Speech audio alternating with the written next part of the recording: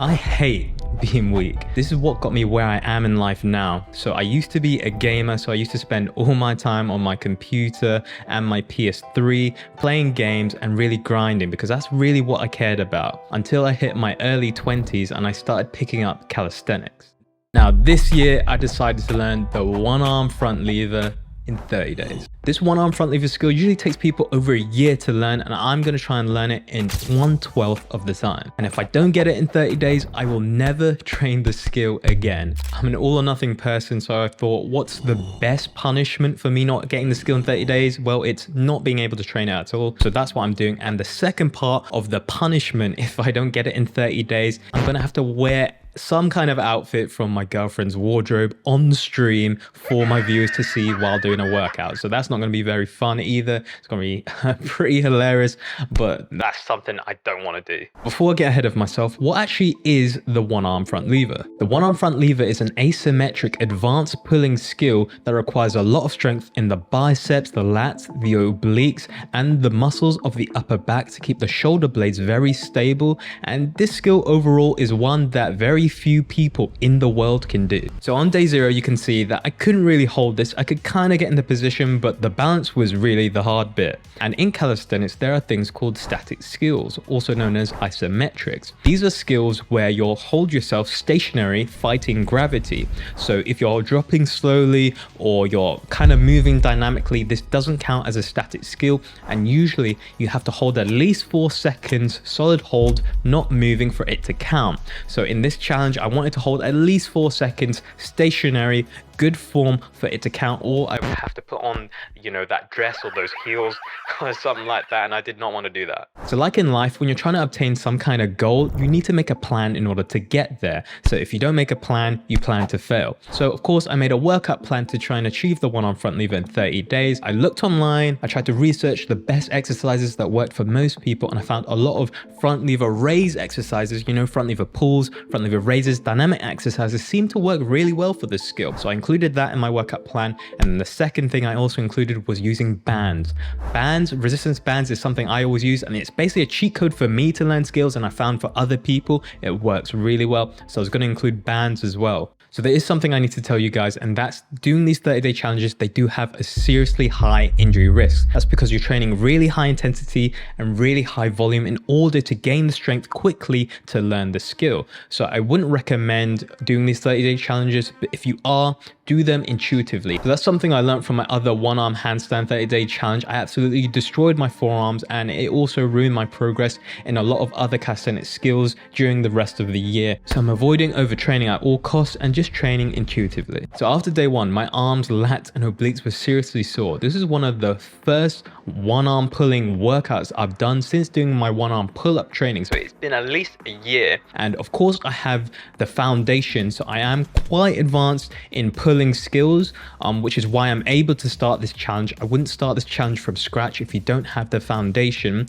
don't do that. But still, even with this foundation, I was seriously sore. I'm wondering, how the heck am I meant to train like another 3 times this week? So on day 3, I was managing to get my balance a little bit, because as this is a one arm pulling exercise, there's a component of balance that comes into it. And as you can see, I'm swinging my legs to the side. This is called a meat hook. It's considered bad form, but I felt like I needed to do this in order to get into the position and get the volume in order to train the position I wanted to be in, and then I could kind of clean it up later as I gain strength in my obliques and my lats. For a clean one arm front lever, you should be pretty straight like a regular front lever, so the legs shouldn't be swung to the side, and you should also have good retraction. So that means you shouldn't be protracted and sagging in your upper back, but you should be protracted and elevated away from the floor. Also, to clean up my form, I would need to keep my arms straight. So as you can see, there's a lot of tension in the bicep in these one arm elements, but in order for it to be clean form, you need to have that arm straight. So as we're getting deeper into the challenge, I was figuring out what exercises really worked for me. And this is what I do when I'm learning a new skill.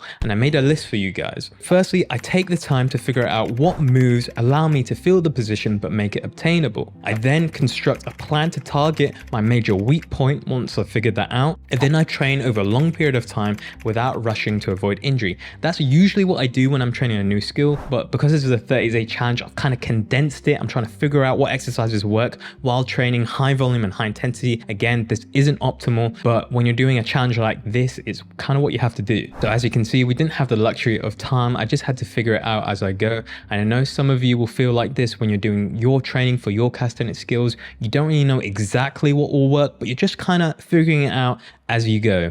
There are places you can go, like this channel and the Discord down below if you do need help, as well as access to me. I do personal coaching. Check the link down below if you do need help with your calisthenics training. I was starting to get worried I hadn't planned this enough. Because I was training intuitively, there was some days where I was training and I was like, yeah, I feel good. There's some days that weren't going so well. So it's hard to know if I was training enough and at the correct intensity to learn the one arm front lever in 30 days. I was thinking things like, should I have asked someone I know, like an advanced athlete, how to one arm front lever and just copied their program? Or should I have looked more online at someone that can do the one arm front lever and more YouTube videos? Should I have done this? Should I have done that? And the number one thing on my mind was, will I get injured? That was something I didn't want to do. I didn't want to start 2023 off getting injured and not being able to do, you know, much calisthenics at all at the start of the year. That's not a good way to start off the year.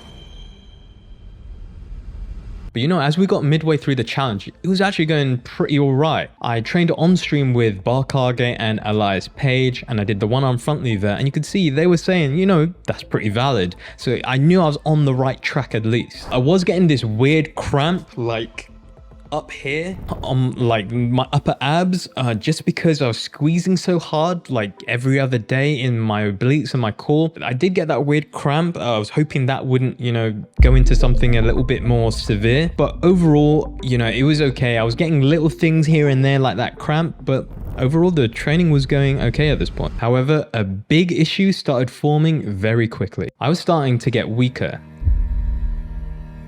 And this is sort of normal during a training program. There is some fatigue that will build up from hard periods of training. However, the thing I was really worried about was Christmas. Christmas was coming up, and you know what that means. Meals, food, going out, alcohol, partying, all of that, you know, that's not gonna get me the one arm front lever. So Christmas was something I was really worried about. Now coming back after Christmas, my holds were okay, you know, they weren't too bad. It was a little bit harder because I'd taken a week off, but they were okay. I was actually like thinking, oh, okay, thank God, I probably won't have to wear that dress and I can keep training the one arm front lever. It looks like I can get it, I think. Now all that was really left was to train as hard as I could and then recover as fast as I could before the end of the 30 days. And just like that, it was day 30. It was now time to see if I could hold the one arm front lever and see if my programming was correct, if intuitive training was a good idea, if I trained hard enough, if gaining weight over Christmas, did that hinder my progress where I wouldn't be able to hold the one arm front lever?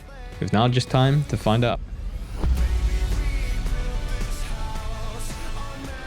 And we did it, guys. I think we did it, at least in my opinion. I'm gonna take it as a success. I'm not gonna be wearing that dress on stream, I'm sorry guys. And really, the moral of the story is train smart. Don't do things that you know are stupid, like trying skills you're not ready for or doing crazy attempts out of nowhere. Do it smart. Figure out the exercises that work for you. If you need recovery, prioritize recovery. That's actually when you get stronger, not when you're training. Thanks to all my YouTube channel members that get benefits and personal coaching from me. And if you like this video, you're gonna love this one, how I learned the touch front lever in only 30 days. You get to figure out how I did it and what exercises I use.